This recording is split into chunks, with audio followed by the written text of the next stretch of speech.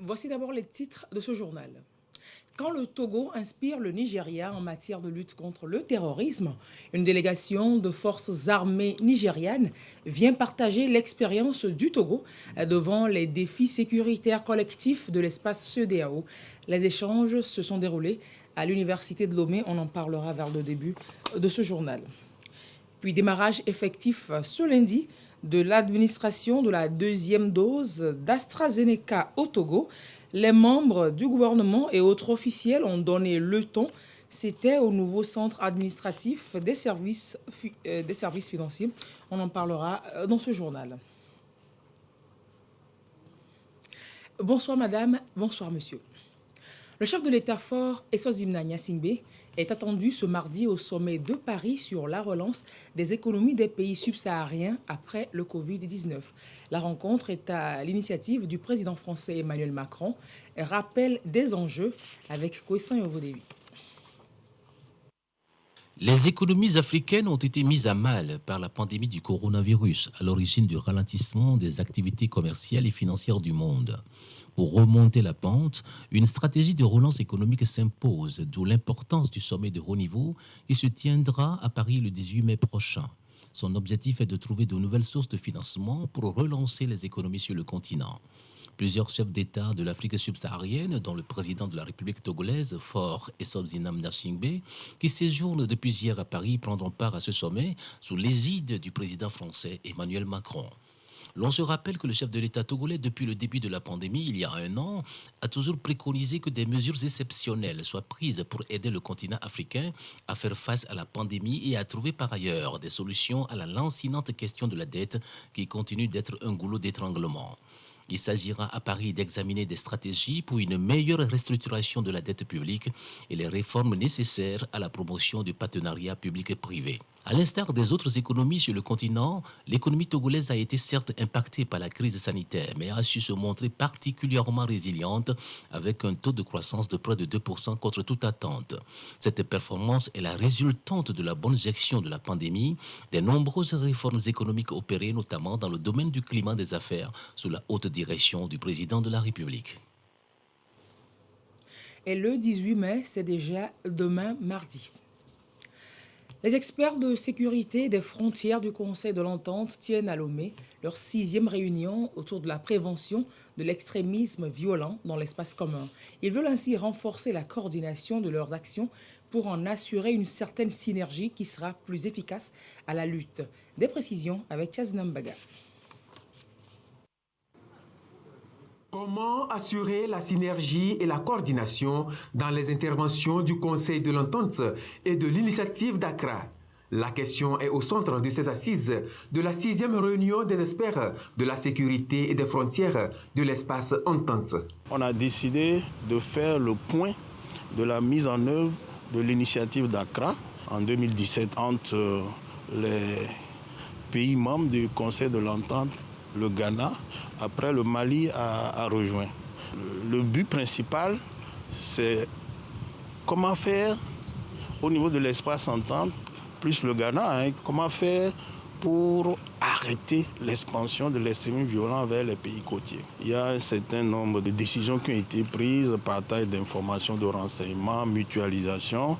Et donc, on va évaluer ce qui a été fait depuis près de 4 ans. Les frontières constituent un enjeu majeur. Donc nous mettons aussi l'accent sur les frontières. Et les propositions ont déjà été faites par les ministres de la Sécurité par rapport à une gestion intégrée des frontières de l'espace Entente. Et donc c'est vraiment important que les ministres se réunissent pour faire le point. Les travaux qui vont durer 3 jours ambitionnent également de faire l'état des lieux de la situation sécuritaire ainsi que des mesures prises par les États membres pour prévenir l'extrémisme violent au sein des 5 pays du Conseil de l'Entente. La nature transfrontalière de la menace exige une prise en charge du problème au niveau continental. Mais celle-ci doit s'opérer de manière cohérente et coordonnée à travers l'élaboration d'une véritable stratégie antiterroriste au niveau des communautés et des regroupements d'États. C'est justement pour cette raison que je salue le thème de cette réunion, prévention de l'extrémisme violent dans l'espace Entente, dynamisme d'appropriation par les États et perspectives. Ainsi devient-il impératif de songer aux mécanismes et stratégies efficaces de lutte contre ce phénomène que nous prenons tous ensemble à bras-le-corps. Les recommandations issues de ces assises seront versées aux travaux de la réunion des ministres du Conseil de l'Entente prévue le 21 mai 2021 autour du thème « Prévention de l'extrémisme violent dans l'espace Entente, dynamique d'appropriation par les États membres et perspectives ». Déjà, le Togo est un bon élève en matière de lutte contre le terrorisme dans la sous-région. L'exemple inspire, et notamment le Nigeria. Une délégation de forces armées de ce pays a échangé ce lundi après-midi avec des universitaires à l'université de Lomé. Échange donc autour de l'expérience du Togo devant les défis sécuritaires collectifs au sein de l'UEMOA. On fait le point de la rencontre avec Antoinette Rouman-Vavor.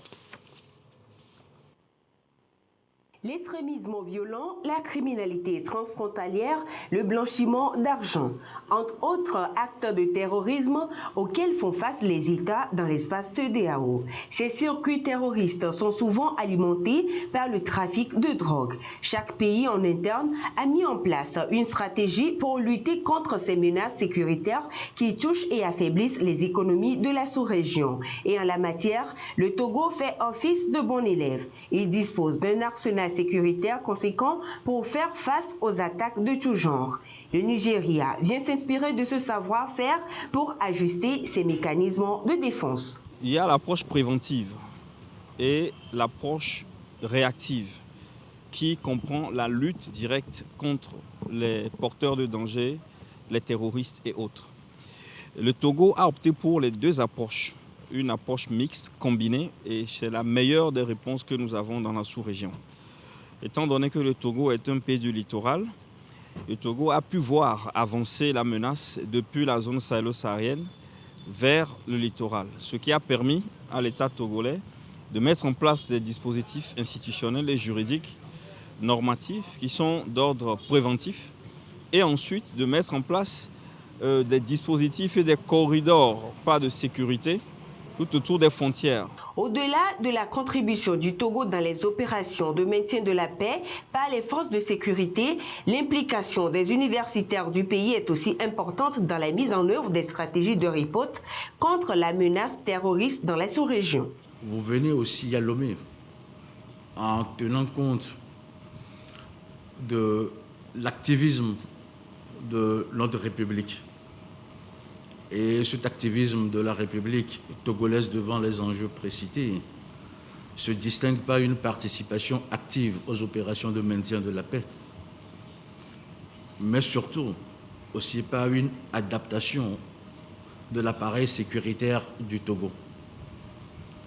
Et au titre de l'adaptation de notre appareil sécuritaire, il est utile de rappeler ici les différentes réformes qui enserrent aujourd'hui les forces armées togolaises et les forces de sécurité, et surtout la loi de programmation militaire qui constitue une riposte assez proportionnée et assez ambitieuse par rapport aux menaces précitées. Les grands officiers viennent toujours des universités. Alors, l'université de Lomé est heureuse et honorée de revoir ceux et celles qu'elle a formés. Et par extension, par procuration, l'université de Lomé vous accueille, mais c'est toutes les universités qui vous ont vu grandir, qui vous ont vu former, qui vous accueillent en ce jour. Vous auriez toujours besoin des fines analyses des universitaires et des chercheurs. Les pays de l'espace communautaire sont en train d'asseoir petit à petit les bases d'une action concertée pour venir à bout des menaces sécuritaires liées à l'extrémisme violent et au terrorisme. Le chef de délégation des forces armées nigérianes et le ministre président de l'université de Lomé ont échangé des présents au nom de la bonne coopération militaire qui existe entre leurs pays respectifs. Dans l'actualité également, la Cour des comptes du Togo forme les journalistes des médias publics et privés sur son essence et son fonctionnement. Les professionnels des médias pourront alors mieux traiter les rapports et arrêts de la Cour et cette dernière, parallèlement, verra aussi sa visibilité plus renforcée. La formation de 2 jours a débuté ce lundi et on en parle avec Edwige Atakpa-Bassabi et Christine Petchekialoudé. Ils vont pouvoir enfin parler de la Cour des comptes et bien en parler. Les professionnels des médias sont en effet invités à un cadre d'échange sur l'institution. Finalité, les amener à bien maîtriser les termes techniques liés au domaine. Ils auront à s'inspirer des rapports périodiquement produits par la Cour pour mieux informer la population sur son fonctionnement et ses activités. À travers cette formation, nous attendons deux choses. Premièrement, que les médias nous connaissent mieux, nos missions, notre fonctionnement, mais aussi que les médias soient sensibilisés sur les travaux que la Cour a eu déjà à faire et la méthodologie de travail de la Cour, les compétences de la Cour en matière juridictionnelle. La formation devra toucher environ 200 journalistes et responsables des organisations de presse. La Cour des comptes veut aussi instaurer un cadre d'échange permanent avec les médias pour les amener à éviter la désinformation en ce qui concerne la gestion des fonds publics. Et l'occasion est bonne justement pour vous présenter en un sujet la Cour des comptes, instituée par l'article 107 de la Constitution de 1992 au Togo. Alors, elle juge les comptes des comptables publics et globalement, elle contrôle les finances publiques. Christine Petchekialoudé, formée sur le sujet, nous en parle. 2 missions principales sont reconnues à la Cour des comptes, la juridictionnelle et la non juridictionnelle. Comme telle, la Cour des comptes est l'instance qui juge les comptes des comptables publics, vérifie les comptes, la gestion des établissements et entreprises publiques. La bonne exécution du budget de l'État fait partie également de ses attributions. Il y a 3 chambres. La première chambre contrôle les comptes de l'État. La deuxième chambre contrôle les comptes des collectivités territoriales. Et la troisième chambre contrôle les comptes des établissements publics, des entreprises publiques, des fonds de sécurité sociale, des fonds à contribution publique, même les fonds de campagne électorale. Nous avons un secrétariat général, nous avons un greffe, puisque nous rendons des jugements. Et chaque année, avant l'adoption du budget, la Cour des comptes présente son rapport sur l'exécution de la loi des finances, où elle émet ses observations. Garante de la bonne gouvernance, la Cour est l'œil du citoyen. Elle encourage les bonnes pratiques, constate les dérapages, fait sanctionner les fraudeurs et donne des recommandations sur la gestion publique. Chaque année, vous avez les rapports sur l'exécution de la loi de finances, sans lesquels l'Assemblée ne peut pas voter le budget. Et vous avez les rapports que nous avons faits sur certaines sociétés. Aujourd'hui, que nous prononçons des jugements pour les comptables qui sont en retard ou qui ne rendent pas leurs comptes, on a eu des impacts. Opérationnelle depuis 2009, la Cour des comptes est dans la dynamique du renforcement de ses mécanismes de gestion.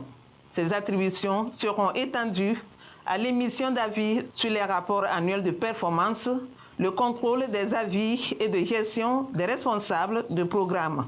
Bon emploi des ressources publiques oblige. Du matériel roulant pour l'assainissement des communes Oti 1 et Ogu 1. Le ministère en charge de la coopération et du développement leur a remis donc des engins pour collecter et gérer durablement les déchets. La remise des clés ce lundi matin avec Thomas Ranom et Ekwe Salah.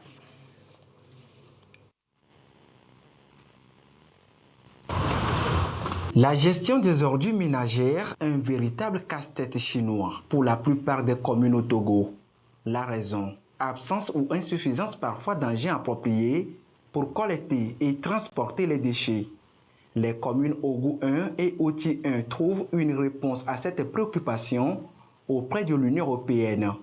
Elle leur vient en appui avec une série d'engins dont les clés sont remises ici aux bénéficiaires. Ce lot de matériel que nous venons de recevoir va nous aider à régler le problème d'assainissement et de salubrité qui en même temps constitue un pan de la santé publique. Il va falloir assurer la maintenance pour que ça dure et que l'objectif que nous nous sommes assignés en ce qui concerne l'assainissement et la salubrité, que cet objectif soit atteint.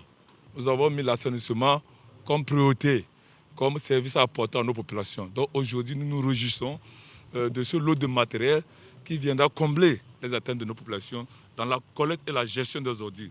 La remise du lot d'engins aux communes est un volet de la phase 1 du projet eau et assainissement au Togo.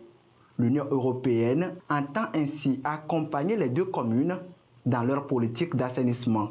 Les communes ont eu certaines responsabilités dans le cadre de la décentralisation. Et une de ces responsabilités, c'est la collecte et la gestion et la disposition finale des déchets solides.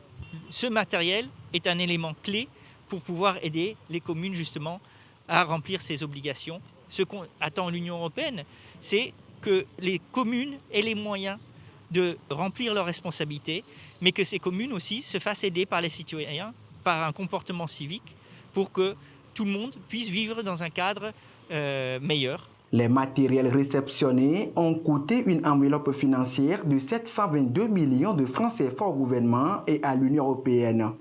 Ils permettront d'optimiser l'exploitation des infrastructures d'assainissement des déchets solides en cours de construction dans les communes Ogo 1 et Oti 1.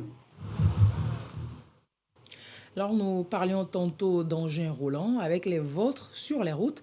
Vous les avez certainement une fois au moins heurtés parce que mal ou non signalés ou alors le plus souvent obligés de casser votre vitesse. Nous parlons des ralentisseurs de type Dodan.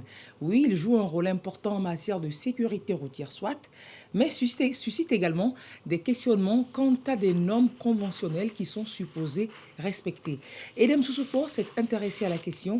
Nous vous proposons de suivre à son sujet.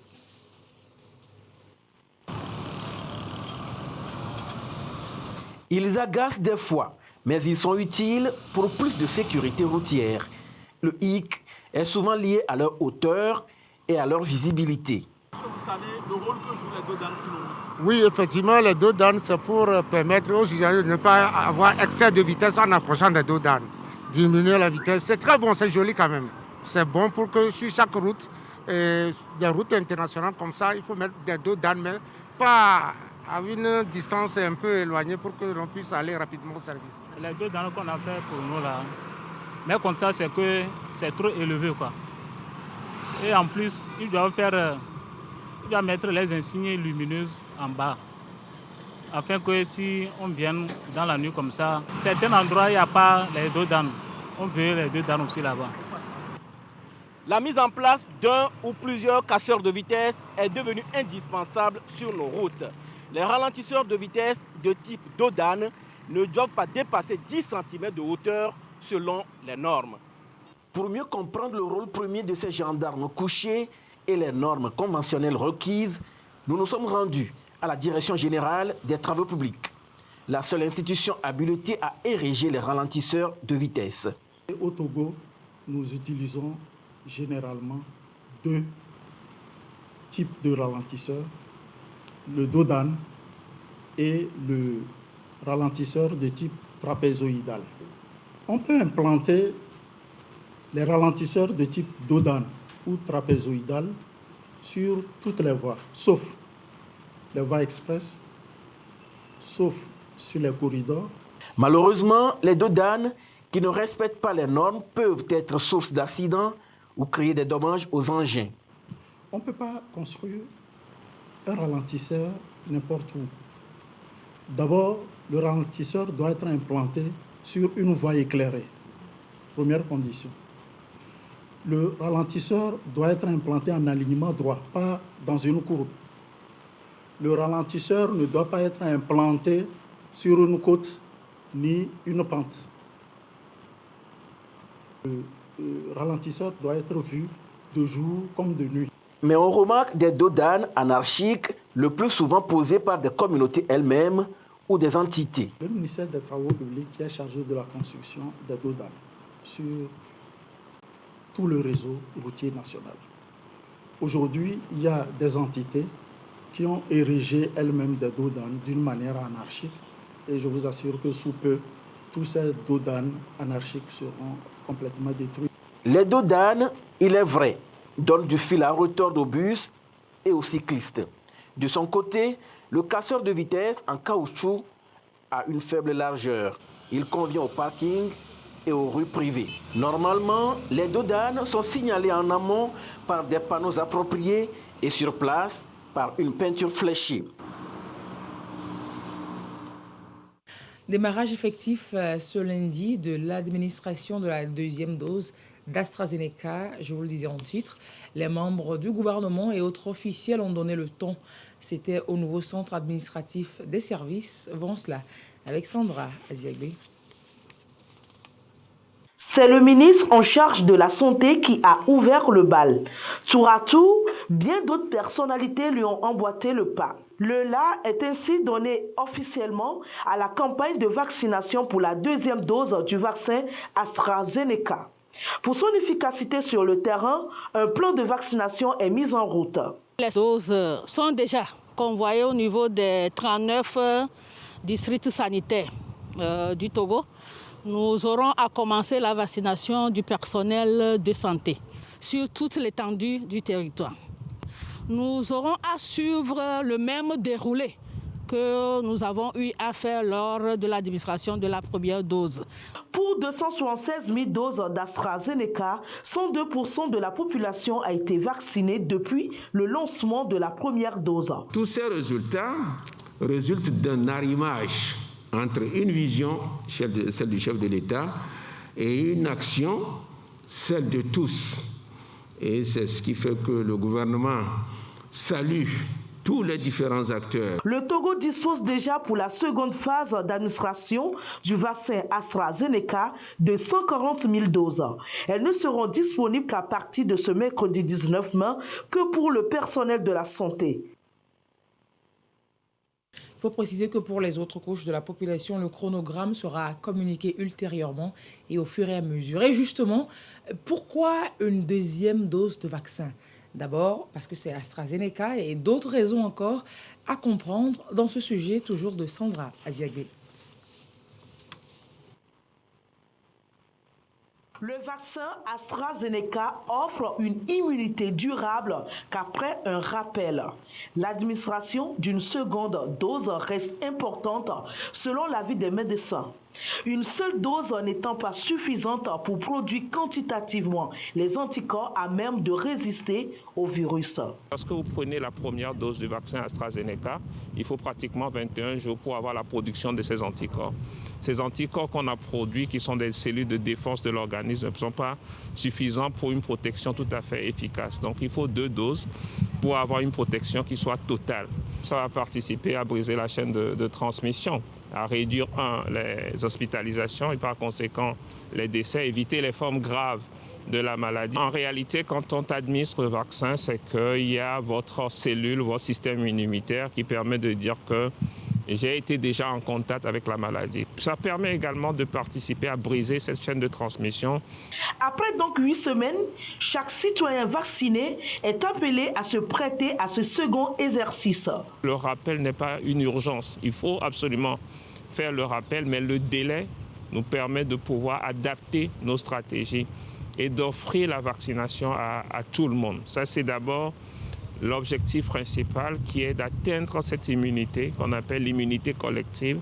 Donc l'idéal, c'est que même ceux qui n'avaient pas reçu la première dose, qu'on puisse avoir des vaccins à leur disposition pour qu'ils fassent aujourd'hui leur première dose. Et dans 8 semaines, voire dans 12 semaines, eux, ils pourront faire la deuxième dose. Il est tout à fait possible de prendre encore la première dose. Le nombre de vaccins que nous avons est actuellement réduit, mais nous sommes en discussion pour ne pas casser la dynamique de la vaccination. Tous au centre de vaccination le plus proche, dès que possible, pour la deuxième phase de cette opération. L'appel est donc lancé pour parachever sans doute la lutte contre le Covid-19. Et on en vient à ce point sur l'évolution de la maladie à coronavirus au Togo. À ce jour de lundi 17 mai 2021, la situation de la pandémie se présente comme suit. Le nombre de cas confirmés est de 13 279, 4 nouveaux cas depuis hier.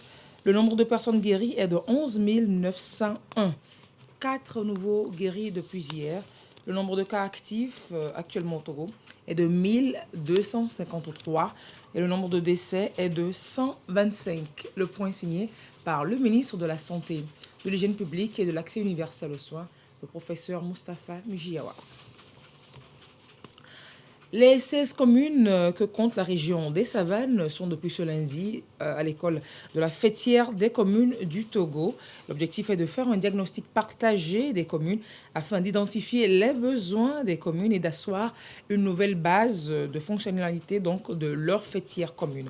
Ceci pour atteindre mieux un développement communal concerté et inclusif au Togo. On en parle avec Gérard Lagoudou, notre correspondant à Dapan.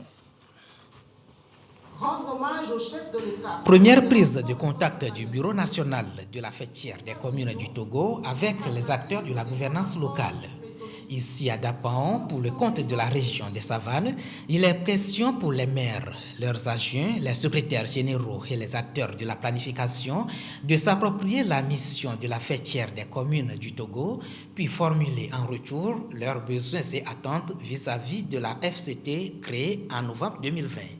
Et sur place, il est prévu le renforcement des capacités des élus locaux à travers des partages d'expériences et de bonnes pratiques sur des thématiques variées. Il s'agit pour nous, dans le cadre de la mise en œuvre de ce processus de décentralisation, mais surtout dans le cadre de la promotion du développement des territoires, d'aligner de façon très rigoureuse, très méthodique et de façon constante nos actions de développement au niveau local sur les cadres nationaux qui existent.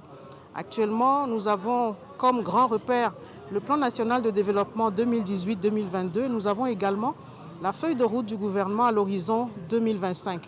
Comment faire pour que chaque municipalité, dans son travail quotidien, dans la conduite de sa mission de développement, s'imprègne de ce qui est convenu, de ce qui est décidé au niveau central. Les participants ont été appelés à tirer meilleur profit de cette rencontre pour la réussite du processus de décentralisation engagé par le Togo.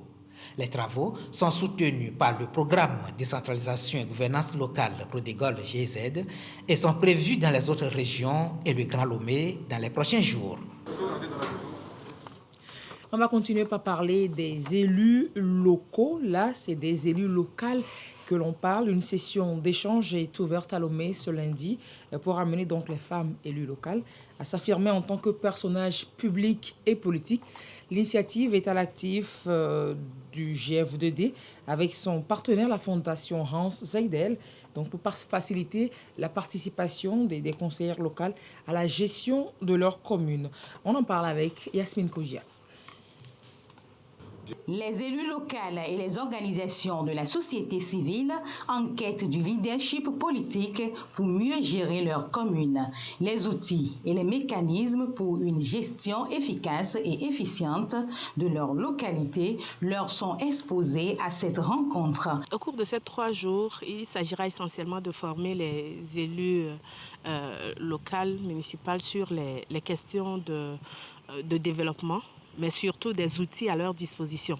En l'occurrence, tout ce qui est numérique, qu'est-ce que ça peut leur apporter dans le sens du développement de leur communauté, mais aussi de leur affirmation en tant que personnalité publique, personnalité politique. Une rencontre d'échange du groupe de réflexion GF2D pour leur permettre de s'impliquer davantage dans les prises de décision au niveau des politiques. Nous sommes convaincus que lorsque ces femmes-là auront des capacités renforcées et qu'elles auront un mandat effectif impactant leurs différentes communautés, il y aura plus de facilité pour d'autres femmes de pouvoir s'intégrer dans le processus politique des femmes à la gestion des affaires publiques de notre pays. Ici, tous sont unanimes. Il faut lutter contre les pratiques traditionnelles, mieux les pesanteurs socioculturelles et politiques qui influent sur l'épanouissement de la femme et de la jeune fille. Alors, c'est cette question d'implication de la femme dans la gestion les affaires communes que l'on boucle ce journal. Merci de l'avoir suivi. À 22h30, vous serez servi par Yata Aratem. Restez sur la TVT pour la suite de ces programmes. Au revoir et à très bientôt.